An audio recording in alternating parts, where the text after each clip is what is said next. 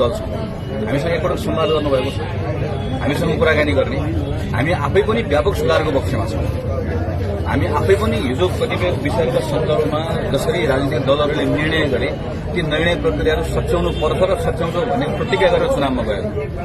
हामी अहिले बहुमत प्राप्त गरेर आएको अवस्था थियो भने हामी आफै संवैधानिक परिषदको नियुक्ति गर्ने कुराहरूमा व्यापक फेरबदल गर्नुपर्छ भनेर लागिरहेका थियौं अनि सरकारमा लिए बसेको प्रधानमन्त्रीले एकपटक म यो विषयमा एकपटक बहुप्रतिपक्ष दलसँग संवाद गर्छु म कुराकानी गर्छु मेरो यो सोचाइ छ के पनि भन्नु नपर्ने उहाँ निर्वाचित भएर बनेको सरकार र प्रधानमन्त्री हो भने नेपाली कांग्रेस पार्टी पनि यही निर्वाचनमा निर्वाचित भएर आएको प्रमुख प्रतिपक्षी दल जुन सबै संसदमा छौं त्यसैले यो हिपा प्रवृत्तिबाट अन्ततगत यसले दुर्घटनामा लिएर जान्छ यसले अप्ठ्यारोमा लिएर जान्छ हामी अहिले सरकार बनेको भर्खरको समय भएकोले गर्दाखेरि सकेसम्म मधुरो स्वरमै बोलौँ भन्ने ठानिरहेका छौं हामी सरकारलाई मद्दतै गर्न चाहिरहेका छौं हामी शासकीय सुधारका सन्दर्भमा सरकारले गर्न खोजेका कामहरूमा हामी सहयोगी बनौँ भन्ने कोसिस गरिरहेका छौं तर हामीहरू छौं भन्ने कुरालाई पनि नमानेको जस्तो गरेको म एक्लै चलाउँछु म एक्लै सोध्छु म एक्लै गर्छु अरू बाँकी रहेको सबैलाई पेलपाल गरेर लिएर जान्छु संसदलाई पनि पेल्छु अरू पार्टीलाई पनि पेल्छु भनेर सोचेर लिएर जाने कुरा चाहिँ त्यो अन्ततगत यसले उहाँहरूलाई नै अप्ठ्यारोमा पार्छ मेरो अहिले पनि सुझाव के छ हामी अहिले नै पनि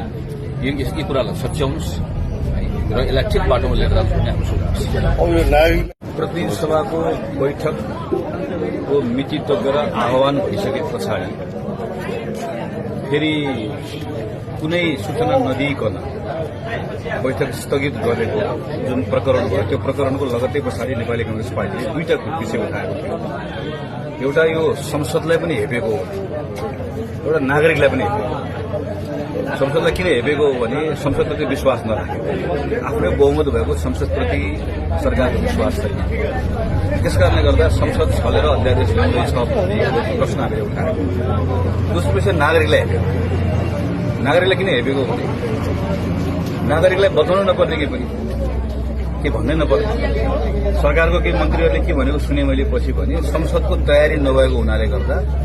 संसदकै अनुरोधमा हामीले संसदको बैठक स्थगित गर्नु परेको भनेर भन्ने कुरा यो त अस्तिसम्म हेपेको कुरा त ढाँटेको कुरा पनि पहिला हेप्नु पो अहिले ढाँट्नु आखिर के को लागि हो भन्ने कुरा धेरै प्रश्न भइहाल्छ अध्यादेश ल्याएको कुरा यो अध्यादेशसँग जोडिएको विषय मात्र होइन हामीले अहिले जे कुरा सुनिरहेका छौं बाहिर संवैधानिक परिषदमा अहिलेको जुन खालको बनौट छ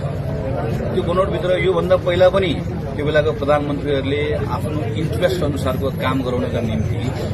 त्यहाँभित्रको संख्या जे छ त्यसलाई तलमाथि गर्नका निम्ति आफ्नो सुविधाजनक बहुमत पुर्याउनका निम्ति चलखेल गर्ने प्रयास योभन्दा पहिलाका प्रधानमन्त्रीले गर्नुभयो जसमा हामीले सदैव असहमति प्रकट गरौं अहिले यो बेलामा यस्तो अनुकूलता भएको बेलामा सरकारले संवैधानिक परिषदमा प्रधानमन्त्रीको हैसियतबाट म अहिलेको नियुक्तिहरू यसरी गर्न चाहन्छु म अदालत हामी शासकीय सुधार लगायतका यावत कुरामा सहयोग गर्छु भनिरहेका छौं तर सरकार मलाई कसैको पनि सहयोग चाहिँदैन म यति बलियो छु